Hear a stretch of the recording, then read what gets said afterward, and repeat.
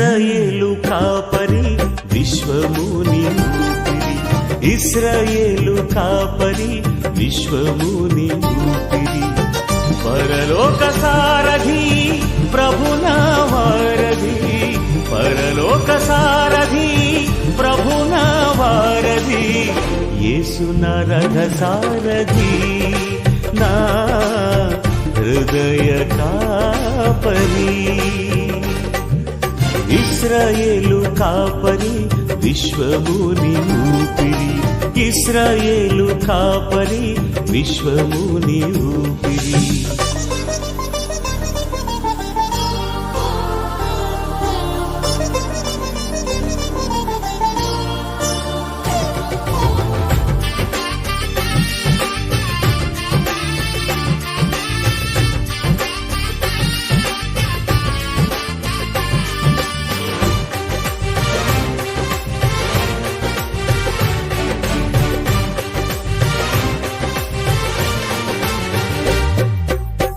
బబులోను బానిస బంధాలు తెంచి బాధలు లేని బ్రతుకునియా,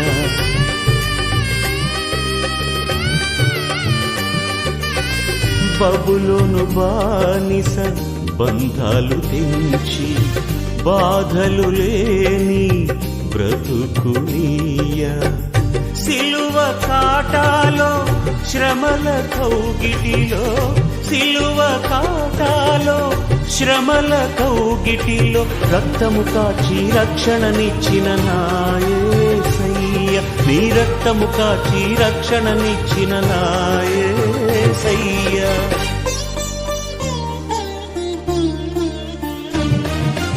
ఇశ్రాయేలు కాపరి విశ్వముని ఊపిరి, ఇశ్రాయేలు కాపరి విశ్వ. సండే ప్రేయర్ స్టార్ట్ అయ్యాను. మార్నింగ్ వంట చేసుకున్నాను, అన్ని స్నానం కూడా చేశాను, బట్టలు వేసుకున్నాను. వెంటనే 4 మోషన్స్ ఆయనకి లాస్ట్ సండే. అయితే ఇందులో దేవుడు నా పక్షాన్ని అంటాడు, నాకేం పర్వాలేదు వెళ్ళాలనుకున్నాను. ఇప్పటికీ నా 1 నెల నుంచి వెళ్ళలేదు ప్రేయర్కి, అనుకుని వచ్చేసాను. నా ఆరోగ్యం చాలా బాగుంది, ప్రేయర్లో ఉన్నాను హ్యాపీగా. నా రోజంతా ఇంపార్టెన్స్ ఉందా. మళ్ళీ నిన్న సాయంత్రం ఈవినింగ్ 7 వరకు బాగున్నాను, అన్ని పనులు చేసుకున్నాను. నాకు పని అమ్మాయి వస్తుంది, అమ్మాయి బట్టలు ఎక్కి అన్ని పనులు చేసి వెళ్ళిపోయింది. కూర్చుని ఫ్యాన్ కింద యూట్యూబ్లో ఏదో ఒక వాక్యం వింటా, చూస్తా, పాటలు వింటా, అట్లా ఉంటాను అనమాట. ఎక్కువగా ఒకదానే కదా.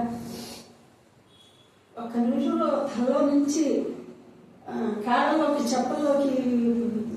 చెప్పులు పట్టేసి వచ్చేసి, ఏంటంటే నాకు షుగర్ ఉంది, బీపీ ఉంది, థైరాయిడ్ ఉంది, హార్ట్ కంప్లైంట్ ఉంది, ఆస్తమా ఉంది, ఆర్థరైటిస్ ఉంది, అల్సర్ ఉంది, చాలా ప్రాబ్లమ్స్ ఉన్నాయి, హెల్త్ ఇష్యూస్. ఇక అయిపోయాను నేను అని అనుకుంటే పరిస్థితి వచ్చేసి అనమాట. నాకు నా నోటంటే మాట రావట్లా, బాడీ షేప్ వచ్చేసింది. నేను ఏం చేయను, ఎవరికి ఫోన్ చేయాలా, నేనేం చేయాలో నాకు తెలియలే. గబగబాలేసి గ్యాస్ నింప ఏంటి ఇట్లా అయిపోతుంది, ఒకవేళ నేసం మీద అట్లా కట్టుకుని గబుక్కుని ఒక గ్యాస్ టాబ్లెట్ వేసుకున్నాను. ఇంకా అసలు ఆగట్లా, అసలు కుర్చీలోంచి కూడా బయటకు లేవలేకపోతున్నాను. అలాగే లేచి ఒక్కదాన్నే కదా, గేట్లు కూడా వేసేసింది, ఎవరు పలకరించరు. అప్పుడు వెళ్ళి ఒక అరటిపండు తిన్నాను. అరటిపండు తిన్న తర్వాత మళ్ళీ అసలు ఇంకా ఏంటంటే నేనేం చేయను, అమీర్కి ఫోన్ చేయనా, లేకపోతే మా వాళ్ళకి ఎవరికైనా ఫోన్ చేయనా. వాళ్ళు 500 కిలోమీటర్ల దూరం, వాళ్ళు కంగారు పడిపోతారు నా పిల్లలు. నేనేమి ఇవ్వతాను, నా పిల్లలకి నేను తప్ప ఎవరు లేరు అని అనుకుని ఎంతో కంగారు పడిపోయాను. అయినా దేవుడు ఏంటయ్యే ఇట్లా నాకు అవిశ్వాసం ఇస్తున్నాం ఏంటి అని మళ్ళీ వెంటనే తమాయించుకుని స్తోత్రం అని చెప్పుకుంటాను. నన్ను బ్రతికించు, నేను సాక్ష్యం చెప్పుకుంటాను. కంపల్సరిగాను నాకేంటి పరిస్థితి ఏంటి అనేసి అనుకుని అప్పుడు గబగబా ఎల్లో ఒక బెల్లం మొక్క తీసుకుని నోట్లేసి కచ్చిపిచ్చి నవ్వులేసి హడావుడిగా కష్టపరిచినట్టు తాగేసరికి ఫ్యాన్ కింద కూర్చుని ఉన్నాను. స్తోత్రం అనుకుంటా. ఆ కంగారులోనే మా పిల్లలు ఫోన్ చేద్దామనేసి ఫోన్ మీద ఏది పెట్టాను, ఫోన్ వెళ్ళాల. చెప్తే కంగారు పడతారని దేవుడు ఆన్ చేసి ఉంటాడు. మళ్ళీ అస్లాంకి ఫోన్ చేశా, అంటే నాకు పని చేసే అమ్మాయి ఆడు పిల్లోడు అనమాట. 2 రింగ్లు అయిన తర్వాత పిల్లోడు తీయలేదు. ఇది వెళ్ళేసరికి ఎప్పుడు కమ్ముద్దో నేనేం చేయను. నేను ఎవరో ఒకటి ఫోన్ చేసి నాకు బాగోలేదని ఇంటిమేషన్ ఇస్తే కనీసం నేను షుగర్ నిమిత్తం చచ్చిపోతున్నాను అన్న విషయం నాకు తెలుస్తుంది. ఇక నేను చచ్చిపోతున్నాను అన్న విషయం తప్ప నాకు వేరే మార్గం లేదు అని అనుకున్నాను అనమాట.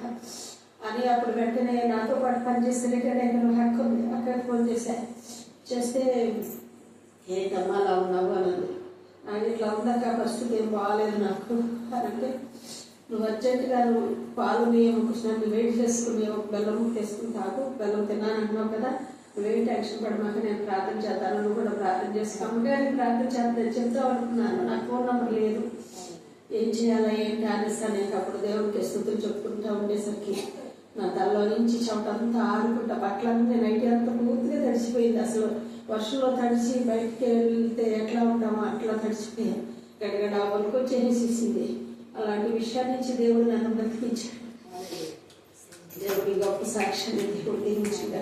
మీ అందరూ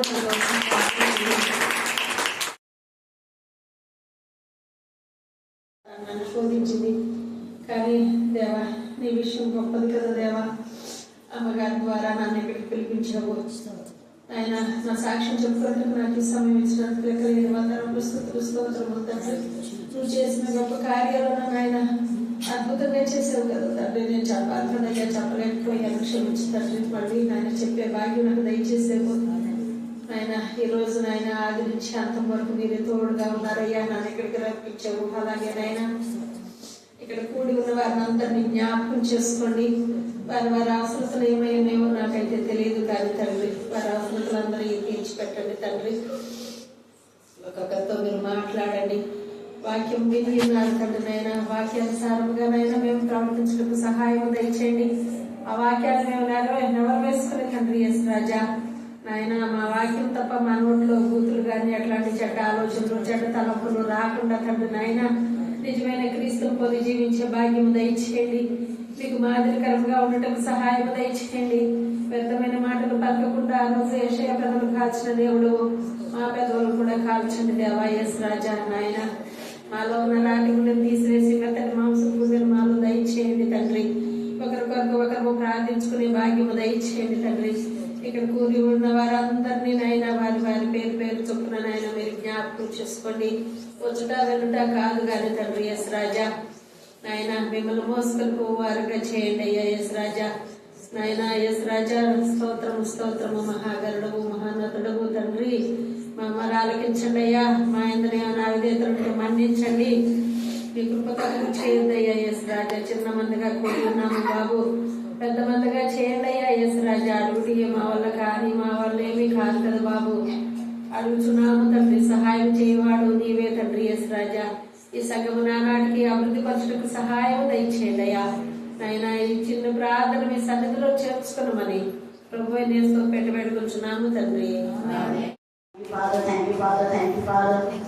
Thank you, Father, thank you, Father, thank you, Father, thank you, Father, thank you, Father. Praise the Lord, praise the Lord, praise the Lord, praise the Lord, praise the Lord, praise the Lord, praise the Lord, praise the Lord, praise the Lord. స్తోత్రం నాయన పరిశుద్ధ మీకు వేణువులుగా వందనాలు స్తోత్రం చెల్లించుకుంటాం. చాలినంత దేవుడు, కృపగల తండ్రివి, కనికర తండ్రివి, జాలిగల తండ్రివి దేవా, మీ నెమ్మదికి సమాధానం మా తల్లి మాకు దయచేయమని ప్రార్థిస్తున్నాం. మీ కృపలో మీ ప్రేమలో బంధించమని ప్రార్థిస్తున్నాం. ఆత్మకు మనసు శరీర కల్మషం నుండి నాయన ప్రతి బిడ్డను కూడా మీరు పవిత్రంగా చేయమని ప్రార్థిస్తున్నాం. పరిశుద్ధత నుంచి అతి పరిశుద్ధుడికి మీరు నడిపింప చేయమని ప్రార్థిస్తున్నాయి. నిన్న నేడు ఐకరీతిగా ఉన్న దేవుడు స్థుతికి అనుభూతులు దేవుడు స్థుతి మూలం ఆంతులు దేవుడు స్థుతి చేయుట మీ శోభస్తమైన విధానం బట్టి మీకు వందనాలు స్థుతులు స్తోత్రం చెల్లించుకుంటున్నాం. మా శైలం, మా దుర్గం, మా కూట, మా రూపం అనిసి మాలో మాత్రం ఉన్న దేవ స్తోత్రం. దేవాలయం మా ప్రభా సమయంలో ప్రత్యేక రీతిలో ఏమైనా మాకు కుమార్తె నా ప్రభా శిరీషకు మీరు ఘనమైన విషయాన్ని ఇచ్చిన తండ్రి.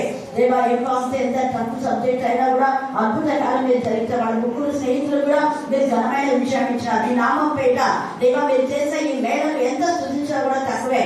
అయితే వాళ్ళ యొక్క ఫ్రెండ్ నా ప్రభా అతని బాధలో వేదనలో అతని నిరాశ నిష్ఠలో ఉంటుండగా అప్పుడే మీరు కనికరించండి తల్లి. త్వరగా అతను అప్పుడే స్వస్థత ఇచ్చండి, త్వరగా స్వస్థపరచండి. ఆయన స్వస్థపరిచి ఏమో మీరే ఆ తల్లిదండ్రుల యొక్క కన్నీటిని మీరు తుచ్చలేసా దేవా బిడ్డను జ్ఞాపకం చేసుకుని తల్లి దేవా త్వరపడి అప్పుడే చేసిన అవేక పండించి మీరు విడిపించాలని ప్రార్థిస్తున్నా. ఇప్పుడు ఎంత నా ప్రభావ 200 ఖర్చు నా ప్రభు వాళ్ళకు జ్ఞానం కలుగొచ్చమని ప్రార్థిస్తున్నా. దేవా తొందరపాటు జీవితం నుంచి ఎవరి బిడ్డను విడిపించాలని ప్రార్థిస్తున్నా. కనికరించండి ప్రభావం మీ చిత్తానికి లోపడే జ్ఞానం కలుగుతుంది. కానీ అలా చేయడానికి ప్రేరేపిత దురాత్మల ప్రేతాత్మల గర్తించి పాదాలుగా బంధించమని ప్రార్థిస్తాం. అలాగే నా ప్రభా జైల్లో ఉన్న దుష్ట శక్తులు దురాత్మల పేదలను బంధించే పాదాలుగా బంధించినవా ఇక మీద అవి మా ఇంటిలో కానీ ఎవరిలో కూడా ప్రవేశించకుండా శోధించకుండా దేవా మీ కృప దయచేయండి. మీరు అర్థంలో సీల్ వేయడవా మీరు ఆమె సీల్ వేయమని ప్రార్థిస్తున్నా, వాక్యంతో నింపమని ప్రార్థిస్తున్నాయా స్తోత్రం. అలాగే నా ప్రభావం హృదయాన్ని మా ప్రభావ జ్ఞాపకం చేస్తున్నాను. కన్నీటి పడ్డాను భర్త ఉద్యోగ విషయంలో మీ కృప దయచేయండి. అధ్యాయము 1 నుంచి 8 దాకా మనం ధ్యానం చేసుకుంటున్నాం.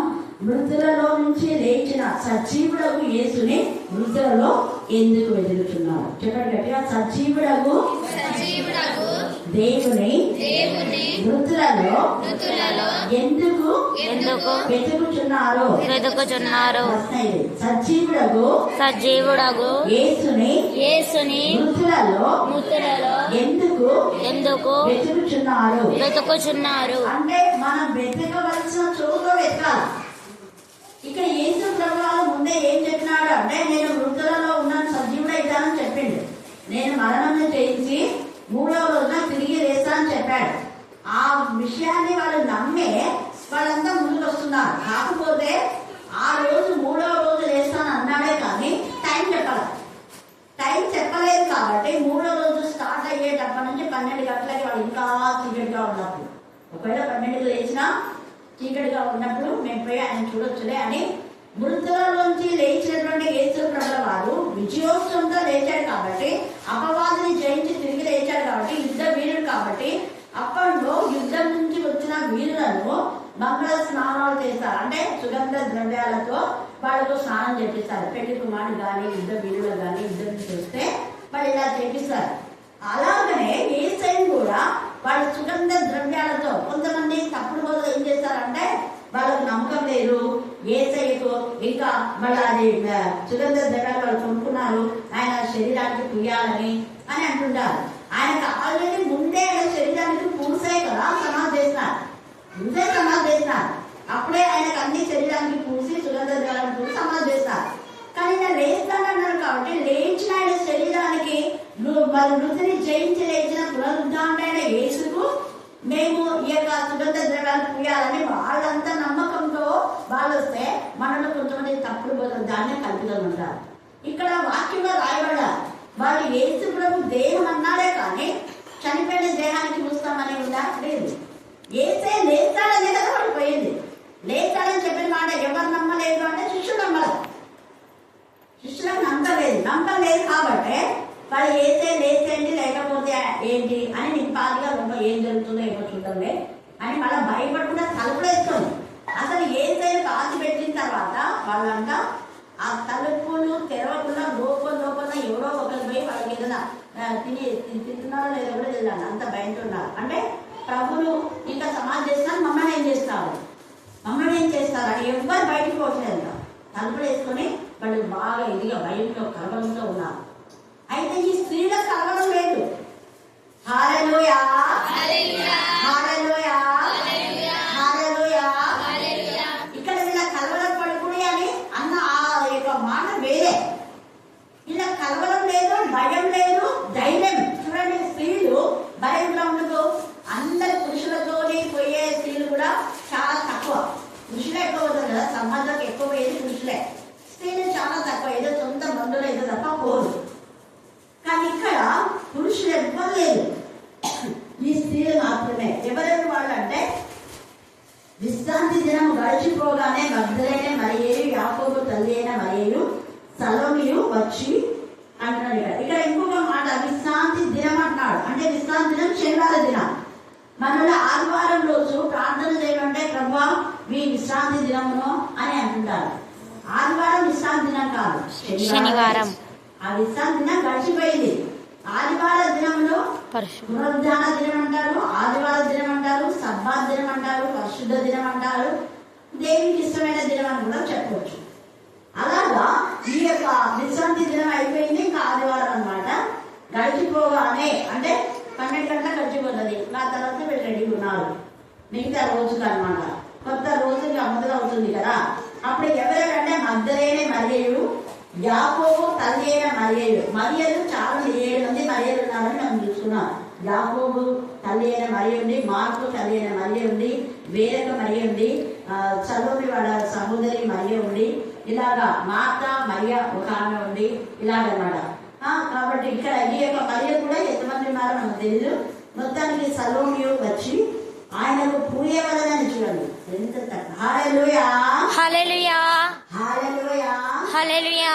ఆయన పూయవలనే సుగంధ ద్రవ్యములు కొనేది.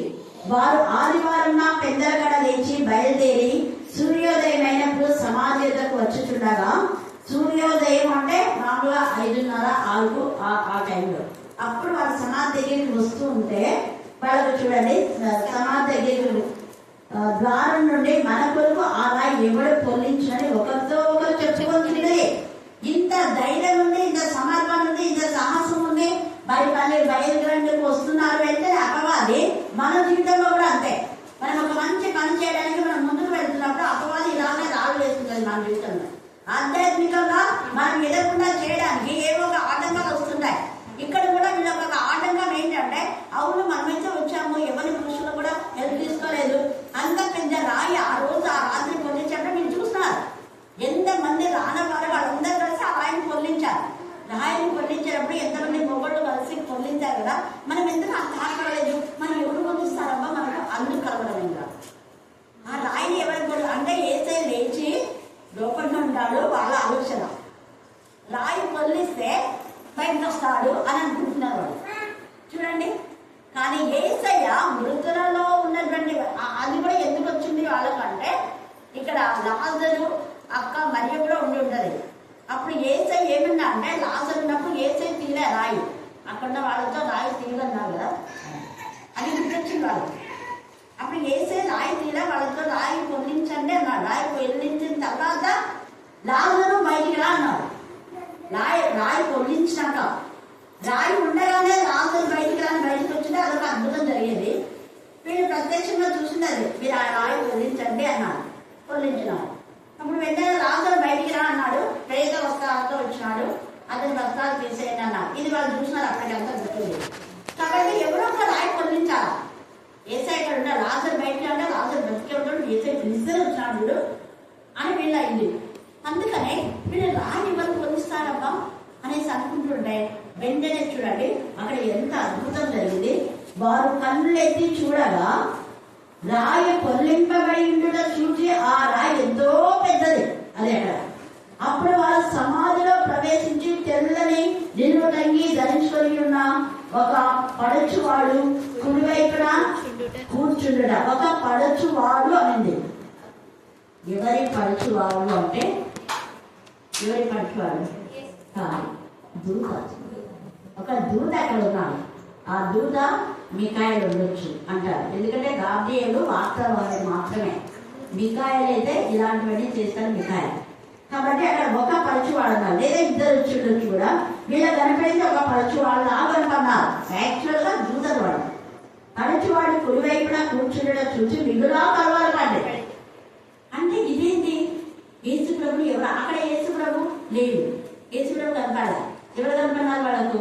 ఒక వ్యక్తి కనపడినాడు. యేసు ప్రభు లేడు ఇక్కడ. రాయేమో పొందించబడింది, మరి ఒక పరచువాడు ఉన్నారు. ఈ పరచువాడు చూస్తేనేమో కొంచెం మంచిగా ఉన్నాడు, దేవుడుగా స్వభావంలో ఉన్నాడు. కానీ యేసుని ఎక్కడ తీసుకువెళ్ళాలి? వాళ్ళ కలవాలి. యేసే లేడే అనేసి వాళ్ళు చూసారు. అక్కడ ఎంత చక్కగా ఎంత ధైర్యం చేయడం. వాళ్ళు సమాధిలోకి వెళ్ళి వాళ్ళు చూశారు. సమాధిలో ప్రవేశించి తెల్లని నిలువటంగి ధరించుకొని ఉన్న ఒక పరచువాడు కుడివైపులా కూర్చుండడం చూసి మిగులా కలవరపడేది. అందుకు అతడు అంటున్నాడు, కలవరపడకుడి. అప్పుడు అంటున్నాడు, ఏం కలవరమే వద్దు నీకు. వాళ్ళకి ఎంత ఇదిగా చెప్తున్నాడు. హల్లెలూయా హల్లెలూయా హల్లెలూయా హల్లెలూయా హల్లెలూయా హల్లెలూయా. అందుకే కలవరపడకుడి అని చెప్పి, అందుకు అతడు కలవరపడకుడి, సిలువ వేయబడిన నజరేయుడకు యేసును మీరు వెతుకుతున్నారు. మీరు ఎవరు వెతుకుతున్నారో నాకు తెలుసు. సిలువ వేయబడిన యేసును మీరు వెతుకుతున్నారో నాకు తెలుసు అంటే, ఆ మాట అంటే కొంచెం ధైర్యం వచ్చింది. అంటే మాకు సంబంధించిన వ్యక్తి. హల్లెలూయా హల్లెలూయా హల్లెలూయా హల్లెలూయా. మీరు సిలువ వేయబడిన నజరేయుడకు ఎంత తేటగా క్లారిటీగా చెప్తున్నారు. మామూలు యేసు లేదు. సిలువ వేయబడినాడు నజరేయుడైన యేసును మీరు వెతుకుతున్నారు. ఆయన లేచి ఉన్నాడు. హల్లెలూయా. హల్లెలూయా. గట్టిగా చప్పట్లు కొట్టి దేవుని స్తుతిద్దాం. దేవుని నామమునకు మహిమ కలుగును. ఆయన లేచి ఉన్నాడు. ఆ సంతోషమైన వార్త వాళ్ళకి ఇంటి ఉండే ఎంత ఆనందం కట్టలేకపోతుంది. ఆయన లేచి ఉన్నాడు. మళ్ళీ చెప్తున్నారు, ఒకవేళ ఇక్కడ లేదని మీకు డౌట్ వస్తుందే కానీ ఆయన లేచున్నాడని చెప్పి ఇక్కడ లేదు. ఆయన లేచాడు కానీ ఇక్కడ లేడు. ఎందుకు? ఇది సమాధి కదా, ఇది మృతులు వెతికేటటువంటి సమయం. ఆయన లేచాడు కానీ ఆయన ఇక్కడ లేడు. ఇక్కడ ఉంటాడు. ఇక్కడ ఉండే దేవుడు చనిపోయిన వాళ్ళు ఉంటాడు కాబట్టి ఆయన ఇక్కడ లేడు.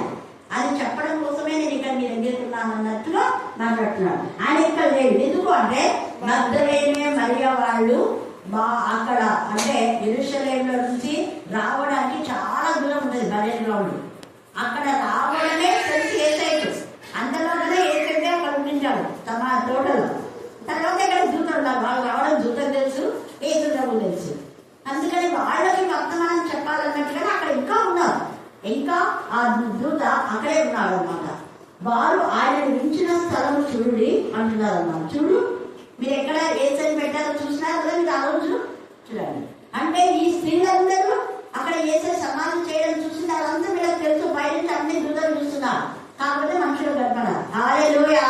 హల్లెలూయా. హల్లెలూయా. హల్లెలూయా.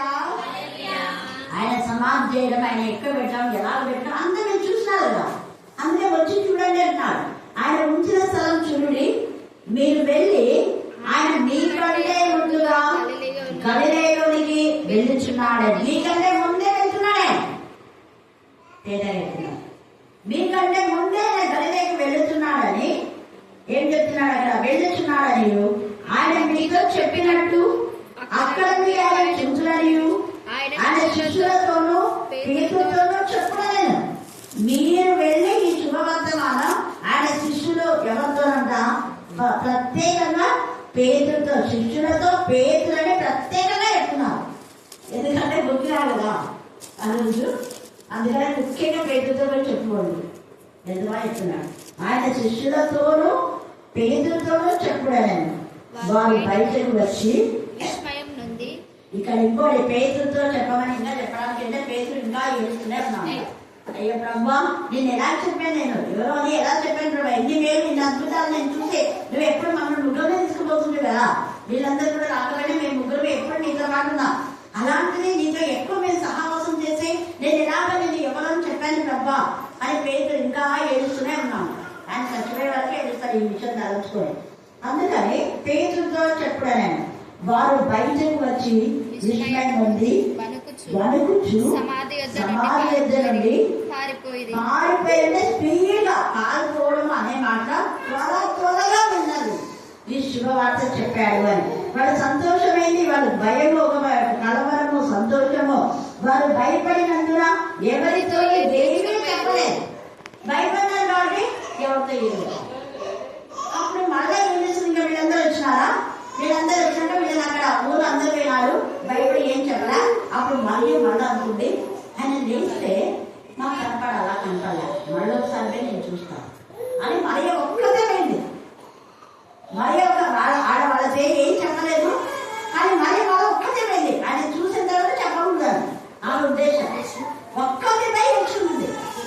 మరి ఏసయ్యా నాకు కనపడు, నాకు కనపడేసా, నేను చూడాలి, పునరుద్ధారణ వేసేయా, ఆయన వెళ్తాడు మీరు చూస్తారని చెప్పినారు. ఎక్కడున్నారని చూడాలి. అంత పెద్ద మరి పట్టణంలో ఆయన ఎక్కడున్నారో చూస్తారు, మీరు చూస్తారన్నారు. గలిలయలో సరే, మరి గలిలయ అయితే ఎక్కడున్నారని వెతకలేసేది. నేను ఎక్కడ వెతకాను, నేను సమాధి కాలం వెతుకుంటా. ఆయన సమాధి చేస్తే అక్కడనే ఆయన కూడా ఎక్కడున్నా కూడా నా దగ్గరికి వస్తాడు అన్నది నమ్మకం ఉందని అర్థమైనా అడిగారు. అంత నమ్మకంతో ఏసీ నాకు కనపడే వరకు నేను వెళ్ళను అని సమాధి దగ్గర ఏడ్చుకుంటూ ఉంది.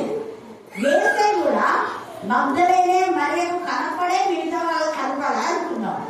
హల్లెలూయా. హల్లెలూయా. హల్లెలూయా. హల్లెలూయా. హల్లెలూయా. హల్లెలూయా.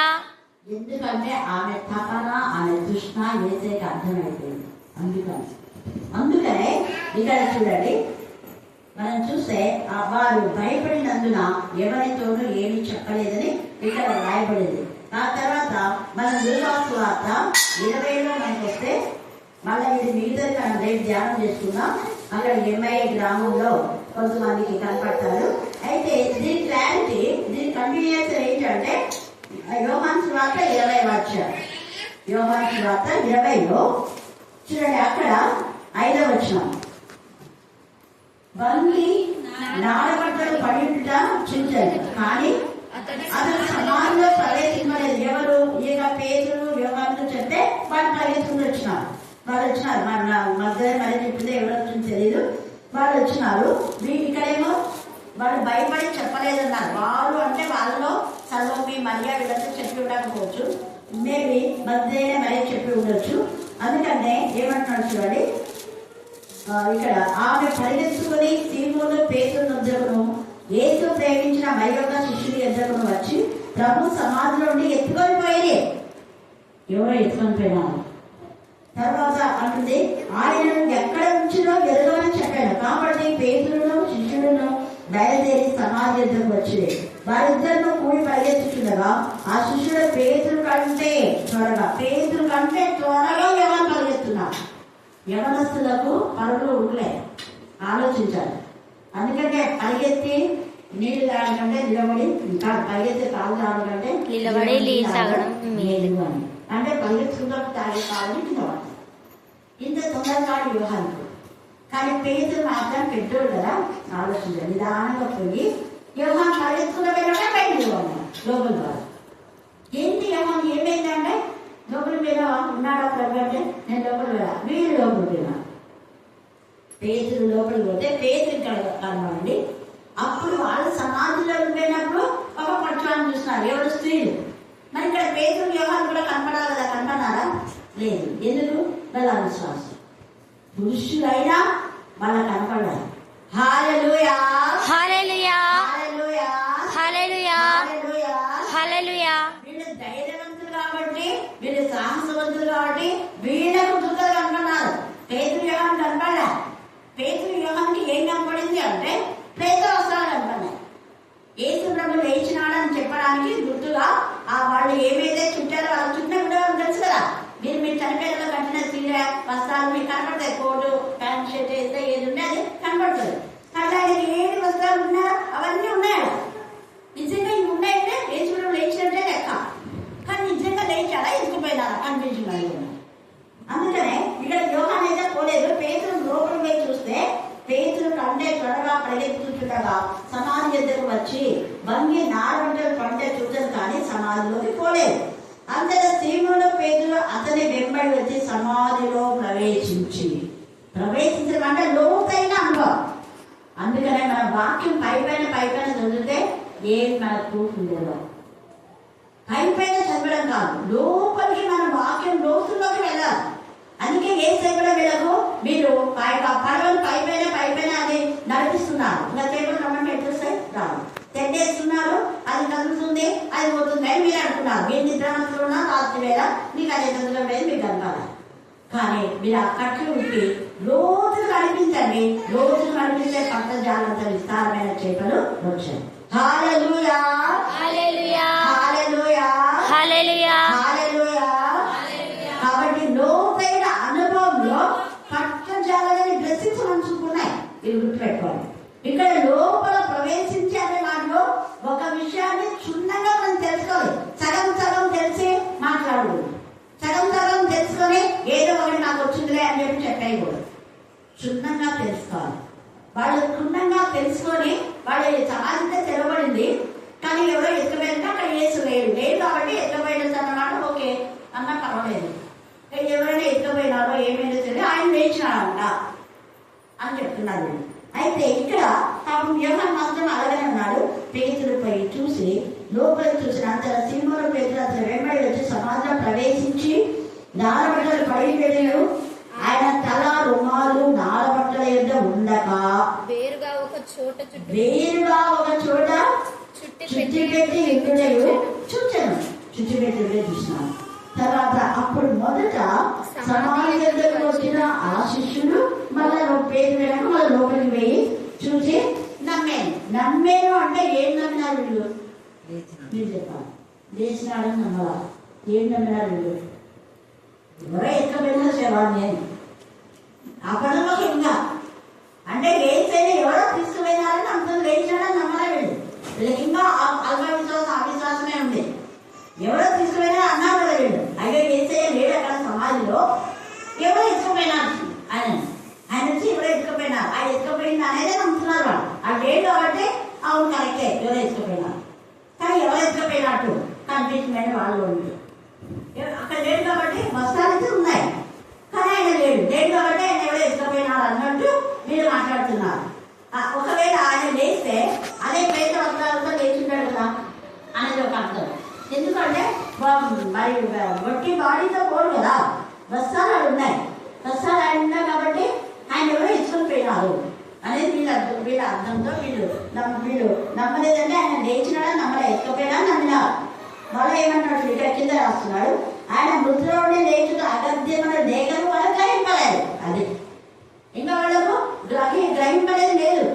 ఆయన మృతులోంచి నేను లేస్తాడన్న మాట వీళ్ళు నమ్మటంగా గ్రహించుకున్నారు. ఆయన మృతులోంచి లేస్తాడని ఇక్కడ లేచుట అగత్యమైన లేఖనం వారు గ్రహింపలేదు. అంతే శిష్యులు తిరిగి తమ వారి దగ్గర వెళ్ళిపోయారు. ఇంకా ఇంత మనకెందుకు లేని యాదృచ్ఛికంగా వెళ్ళిపోయినారు. మనం కూడా అలానే చేస్తుంటాం. అర్థం కాలేదు కదా అని వదిలిపెట్టద్దండి. అర్థం అయ్యే వరకు మనం వాక్యం చదవాలి, ధ్యానం చేయాలి, దీనిలో ఉన్న అర్థమేంది, అలాగే మనం పొందే వరకు ప్రార్థన చేయాలి. ఇంకా నాకు దేవుడి పనులైతే నేను రోజులు చేస్తుంది అనేది వదిలేయకూడదు. మనం పొందే వరకు దేవుని స్తుతించాలి, ప్రార్థన చేస్తూనే ఉండాలి. ఎప్పుడు మనం ఆగిపోకూడదు. మన సహవాసమైన ప్రార్థన అయినా, వాక్యం వినడం, వాక్యం ధ్యానం చేయడం, సాక్ష్యం చెప్పడం ఎప్పుడు మనం స్టాప్ చేయకూడదు, కంటిన్యూ చేయాలి. ఆగిపోయే జీవితం కాదు. వీళ్ళు ఉంటే నిర్లిప్తంగా పోయి ఉంటున్నారు. పోయిగా ఏమి చేస్తున్నాము, ఎవరో ఎత్తుకుపోయి మనం ఏం చేస్తాం, చాలా చేస్తాం, భయపడుతున్నాం. ఇదంతా మొత్తం అక్కడంతా తెలిసిపోయింది. అప్పుడైతే మరియా ఏం చేస్తుంది, అయితే మరియా అది అయితే మరి మాత్రం ఆ స్త్రీలతో పాటు ఈమె ఏమైతే నాకు ఎందుకు అనుకోనన్నా. ఈ శిష్యులు పురుషులైనా వచ్చి మరి ఇక్కడంతా వెతుకుదాం రా అన్నా. కానీ మరి ఒంటరిగా ఉండేవాడు. లేస్తే ఎందుకు కనపడాడు నాకు అని ప్రశ్న. ఆయన లేస్తే ఖచ్చితంగా కనపడతాడు. ఎవరు కనపడతారు, నాకు కనపడతాడు. ఎందుకు ఆమె ఏడ్చింది కదా. అందుకనే చూడండి, మరియ సమాధి బయట నిలిచి ఏడ్చుచుండండి. ఆమె ఏడ్చుచు సమాధిలో వంగి చూడగా, ఏడ్చుచు సమాధిలోకి మళ్ళీ ఒకసారి వంగి చూసింది. వంగడము అంటే ఆమె గత జీవితాన్ని గుర్తు చేసుకుని వంగడం అంటే తగ్గింపు స్వభావం. ఈ మధ్యాహ్న కాలంలో మనం తగ్గింపు స్వభావంతో మనం ఉంటాం. వంగడం అనేది చాలా అర్థం ఉంది. వంగడము తగ్గించుకుంటాను. తర్వాత వంగి చూసినప్పుడే తగ్గించుకున్నప్పుడు ఇంకా కొన్ని అద్భుతాలు మన జీవితంలో జరుగుతాయి. ఇక్కడ వంగి చూడగా తెల్లని వస్త్రంలో ధరించిన ఇద్దరు దేవదూతలు మొదట ఒక్క కలుచు ఆడవాళ్ళు చూస్తాం. ఇప్పుడు ఇక్కడే ఉన్నారు ఇద్దరు దేవదూతలు ఉన్నారు. చూడండి, ఇద్దరు దేవదూతలు యేసు దేహం ఉంచబడిన స్థలంలో తల వైపున ఒకడు, కాళ్ళ వైపున ఒకడు కూర్చుండుట కనబడి. వీళ్ళిద్దరు గాబ్రియల్ మిఖాయేలు దూతలు అంటారు. తర్వాత చూడండి, వారు అమ్మ ఎందుకు ఏడ్చుచున్నావని ఆమె అడుగుతా. ఆమె నా ప్రభుని ఎవరో ఎత్తుకొని పోయి ఆయన ఎక్కడ ఉంచినా నాకు తెలియలేదని చెప్పాను. ఎందుకంటే ప్రేత వస్తారు అక్కడ ఉన్నారు కాబట్టి ఆయన ఎత్తుకుపోయినా ఎక్కడ ఉంచినా నాకు తెలియదు. ఒకవేళ అంటుంటాడు ఎత్తుకొని పోయి ఎక్కడ ఉంచినో నాకు తెలియలేదని చెప్పాను. ఆమె ఈ మాటలు చెప్పింది. చెప్పి వెనక తట్టు తిరిగి, ఇది చాలా వెనక తట్టు తిరగడం అంటే ఈ యొక్క మధ్యాహ్న కాలంలో వెనక జీవితంలో దేవుడికి మేలు చేసిన అన్ని జ్ఞాపకం చేస్తారు. మన వెనుకటి జీవితాన్ని మర్చిపోతున్నారు చాలా మంది. దేవుడు చేసిన మర్చిపోయి విశ్వాసఘాతులు అవుతున్నారు. ఈమె వెనక తట్టు తిరగదంటే చాలా అర్థం ఉంది. అక్కడ ఏడ్చుంటే చాలా అర్థం ఉంది. అయ్యో దేవా యేసయ్యా, నేను ఎప్పుడో ఎంతగానో నా యొక్క బ్రతుకు నీచంగా ఉండే, దేవుడు దయ్యాలను వెళ్ళగొట్టి నన్ను బాగు చేస్తున్నావు కదా. తర్వాత ఆయన పాదంలో కన్నీటితో ఆ యొక్క పాదంలో చూడటం, అమ్మ ఎందుకు ఏడుస్తున్నా, అక్కడ చేయించడం, ఇదంతా ఆమె గుర్తొస్తుంది. అందుకని ఏడుస్తుంది. ఆమె తట్టుకోలేక ఏడుస్తుంది. వెనక తట్టు తిరిగి ఈ యొక్క మధ్యాహ్న కాలంలో మన పిల్లలకు మనకు చేసినవన్నీ పూర్వీకులకు చేసిన మీరు జ్ఞాపకం చేసుకుని అన్నాడు యేసయ్య. మన వెనకటి జీవితాన్ని మర్చిపోతున్నాం. ఇప్పుడున్న జీవితాన్ని మనం గుర్తు చేసుకుని మన దేవుని యొక్క ప్రేరణ మర్చిపోయి విశ్వాసఘాతులు కాకూడదు. మన కృతజ్ఞత కలిగి ఉండాలి. ఎప్పుడైనా మన కృతజ్ఞత కలిగిన జీవితంలో జీవితంలో మనం ఉండాలి. అందుకనే ఇక్కడ వెనుక తట్టు తిరగంలో అర్థం అదే. వెనుక తట్టు తిరిగి యేసు నిలిచిండుట చూచారు, కానీ ఆయన యేసుని గుర్తుపడలేదు. ఎందుకు గుర్తుపడలేదు? యేసుని గుర్తుపడలేదు. ఎందుకు? మహిమ దేహంతో ఉన్నారు. మనం కూడా చనిపోతే మన ఆకారం మనకు ఉంటాయి కాబట్టి మహిమ దేహం ఉంటాయి. అంతేగా గుర్తుపట్టేలాగా ఉండవు. కొంచెం మనకి ఏదైనా మన అవుట్స్కెట్స్ ఏదైనా ఉండొచ్చు. హల్లెలూయా, హల్లెలూయా, హల్లెలూయా, హల్లెలూయా, హల్లెలూయా. హల్లెలూయా. యేసు ప్రభు మరణం చేసి తిరిగి లేచిన తర్వాత వాళ్ళు కొంచెం మాత్రమే తేడా. అందుకనే నేను మరణం చేయించి తిరిగి లేచాను, నన్ను చూడండి అని చేతులు చూపించారు. అదే దేహమే, కాకపోతే పునరుద్ధాన శరీరం, మహిమ శరీరం. నా చేతిలో గాయాలు వేలు పెట్టి చూద్దామా అన్నాడు. నాకున్నట్టుగా ఎముకలు ఎవరు లేవు, భూతాలకు లేవు. అంటే ఎముకలలో ఆత్మ ఉంది, ఎముకలలో జీవం ఉంది, ఎముకలలో సజీవం ఉంది. అందుకే చూడాలి గర్భంలో ఎముకలు ఏ రీతిగా ఎదురుమో మీకు తెలియనా. అంటే ఆ ఎముకలతోనే ఆదాం చేశాడు దేవుడు. మళ్ళా ఆదాం నుంచి ఎముకలు తీసి అర్థం చేసినాడు. ఇక ప్రతి ఒక్కరి యొక్క జననము ఎముకతోనే స్టార్ట్ అవుతుంది. హల్లెలూయా, హల్లెలూయా, హల్లెలూయా, హల్లెలూయా. ఈ ఎముకలు 100 ఏళ్ళైనా 1000 ఏళ్ళైనా 2000 ఏళ్ళైనా 6000 ఏళ్ళైనా ఎముకలు చెట్టు లేదు. మీరు ఎక్కడైనా ఎముకలు కూర్చోబట్టి పురుగొట్టిపోయినా చూసినారా? లేదు. శరీరం అయితే మట్టికి అయిపోతుంది, కానీ ఎముకలు అలాగే ఉంటాయి. అందుకనే ఎండిపోయిన ఎముకలు సజీవం కావడం మనం ఎహెస్కేల్లో 30 ఏళ్ళలో చూస్తున్నాం. దాన్ని బట్టే అప్పుడు పీడిస్తున్నారు, కట్టె మిగిల్చిన కన్నించి కాదా 2 ఎండిపోయిన ఎముక కట్టెలు అవి కాల్చబడతాయి అని చెప్తే నేను అప్పుడు వచ్చాను. ఎండిపోయిన ఎముకలు కాదు అవి, ఆ ఎముకలలో జీవం ఉంది. అవి మరలా పునరుద్ధరణ శరీరం అయితే వాటి గురించి చెప్పకుండా వాక్యానికి వ్యతిరేకంగా కట్టె మిగిల్చే కన్నీటి కాదు అంటారు. మీరు ఎందుకు కన్నీటి కాదు అవుతుంది? పునరుద్ధానంలో అక్కడ దాని మీద కన్నీరు ఉండదని వాక్యంలో చెప్పారు. 5,000 ఏళ్ళ పునరుద్ధానంతో పాముతాయి, గింజలు కూడా వెళ్ళిపోయింటాయి. మళ్ళీ అనుకూల పరిస్థితుల్లో ఏమైపోతాయి? అవి మళ్ళీ మొక్కలు వస్తాయి. అంటే దాని జీవం ఉంది. విత్తనం కూడా ఎలాగ జీవం ఉందో ఎముకలో కూడా జీవం ఉంది. హల్లెలూయా, హల్లెలూయా, హల్లెలూయా, హల్లెలూయా, హల్లెలూయా, హల్లెలూయా. దేవుని సెలవుతో అవి మరలా నూతనమైన శరీరాన్ని అవి ధరించుకున్నాయి. మన యొక్క ఎముకలు ఎక్కడెక్కడ ఉన్నా కూడా కొన్నిసార్లు చెదిరైపోయినా కూడా, కొన్ని యాక్సిడెంట్ ఎక్కడెక్కడ చెయ్యి పడిపోయింది, కాలు పడిపోయింది, లేక ఎక్కడ నలిగిపోయింది అనుకో, ఎక్కడ కూడా మళ్ళీ వచ్చి కలుసుకున్నారు. ఎందుకు? ఎహెస్కేలు 30 ఏళ్ళలో మనకు ముందు దేవుడు ఆ పునరుద్ధానం గురించి అక్కడ జరుగుతుంది. ఎముకలు ఒకదానికొకటి కలుసుకొని ఉన్నాయి, ఎక్కడెక్కడెక్కడెక్కడ పడిపోయినాయి. ఏ యొక్క మరి అస్థి పంజరంకు ఆ ఎముకలు కాళ్ళు చేతులు వేలు ఎక్కడున్నా కూడా అన్ని కలుసుకుంటున్నాయి. అందుకే గడగడ శబ్దం వచ్చినాడు. కాబట్టి ఈ యొక్క మధ్యాహ్న కాల సమయంలో యేసయ్యకు ఎముకలు అంటే పరిశుద్ధమైన శరీరం ఆయన చెప్పాడు అవన్నీ. కాబట్టి ఇక్కడ మగ్దలేనే మరియ ఆమె అమ్మ ఎందుకు ఏడ్చుచున్నావు, ఎవరిని ఎదుర్చున్నావు అన్నాడు. ఆమె ఏడుపుకు జవాబు దొరికింది. స్వయంగా యేసయ్యనే ఆమె నువ్వు వెళ్ళి ముట్టుకోవద్దు అంటాడు. దీని గురించి మనం చాలా పెద్ద స్టోరీ ఇది మనం చెప్పుకున్నాము. అప్పుడు యేసయ్యనే ఆమెకు నువ్వు వెళ్ళి నా శిష్యులతో ఈ మాట చెప్పుకుంటాడు. శిష్యులకు బోధించింది మగ్దలేనే మరియ. కాబట్టి వాక్యం చెప్పడానికి స్త్రీ అని పురుషులని భేదం లేదు. క్రీస్తుని ధరించిన మనమందరం కూడా క్రీస్తు ప్రభువును ప్రకటించాలి. దేవుడు ఈ లేఖన భాగాన్ని దీవించి ఆశీర్వదించుగాక. ఆమేన్, ఆమేన్. ఇంట్లోన మా బాబుకి ఇంజెక్షన్ చేసినాడు. ఇంతకుముందే వేయించాలన్నమాట, మేము భయపడి వేయించలేదు. ఫీవర్ ఎక్కువ వచ్చింది. అది సిరప్ వేసినాము. బాబుకి 1 డేలోనే తగ్గిపోయేది, కానీ తగ్గలేదు. 3 డేస్ అయినా తగ్గలేదు. అసలు ఇంకా ఫీవర్ ద్వారా ఏం పాలు కూడా తాగడం లేదు. నేను ఇంకా అక్క దగ్గరకు వచ్చి అక్క ఇట్లా బాబు పాలు తాగడం లేదు అని నేర్చుకుంటే చెప్పిన. ఆ రోజు 3వ రోజు అన్నమాట. అక్క బాబు గురించే ప్రేయర్ చేసిందంట. అక్క నాతో చెప్పింది. 3వ రోజుకి దేవుడు మంచి స్వస్థతను అనుగ్రహించినాడు బాబుకి. అందును బట్టి దేవునికి వందనాలు చెల్లిస్తున్నాను. అలాగే నా విషయంలో కూడా నేను పర్సనల్గా అక్కకి ఒక విషయం చెప్పాను. దేవుడు అక్క నిమ్మకాయ నీళ్ళు తాగమ్మా తగ్గిపోతుంది అని చెప్పింది. దేవుడు నా పర్సనల్ విషయంలో కూడా మంచి గొప్ప కార్యం చేసినారు. అందును బట్టి దేవాది దేవునికి వందనాలు చెల్లిస్తున్నాను. మా గురించి మా కుటుంబం గురించి ప్రార్థించవలసిందిగా కోరుచున్నాను.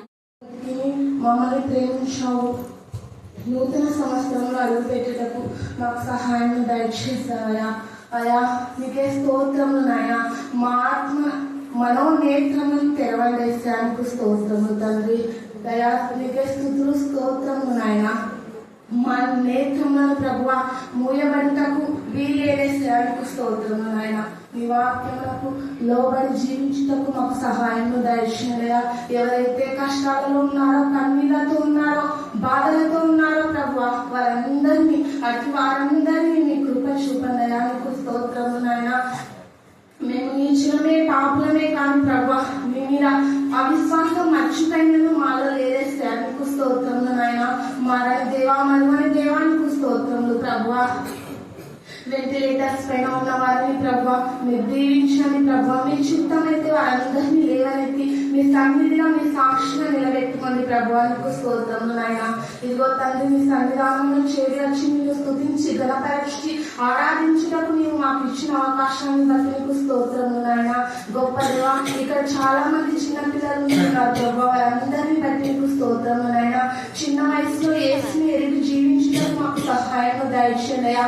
వారి జీవితాలలో ప్రభా మీ గొప్ప కార్యాలను, అద్భుత కార్యాలను, ఆశ్చర్య కార్యాలను చేసి చూపించి ప్రభా మీ సన్నిధిలో ప్రతి ఒక్క బిడ్డను మీ సాక్షిగా నిలబెట్టుకొని వేసానికి స్తోత్రములైనా. మా మనోనేత్రాలను తెరవండి ప్రభా. మేము గుడ్డి వారిగా ఉండటకు వీలే వేసానికి స్తోత్రములైనా. మా ఆరోగ్యమంతులు ప్రభా మీరు తోడై నీడైంది నడిపించనయ్యా. నీకు స్తోత్రములు ప్రభా. ఇదిగో తండ్రి, రైతులను దీవించండి ప్రభా. వారి పాడి పంటలను, దుక్కి తెద్దులను దీవించి ఆశీర్వదించడానికి స్తోత్రములు నాయన. యవనస్తులను జ్ఞాపకం చేసుకొని ప్రభా, యవన కాలంలో యేసు ఎరిగి జీవించుటకు సహాయం దయచేయడానికి స్తోత్రములు నాయన. ఇక్కడ ఉన్న ప్రతి ఒక్క బిడ్డ అవసరతను తీర్చండి ప్రభువా. మా జీవిత కాలంలో ఆయుష్ను పెంచండి ప్రభువానికి స్తోత్రములు నాయన. మమ్మల్ని ఇంకా సజీవుల లెక్కలలో ఉంచినందుకు ప్రభా, మేము పాపులమైన ఇంకా మేము ఆత్మీయ జీవితంలో ఎదగాలని మా గురించి, మా కుటుంబాల గురించి ప్రార్థించగలుగుతూ ఇచ్చిన సాక్ష్యాన్ని దేవుడు దీవించి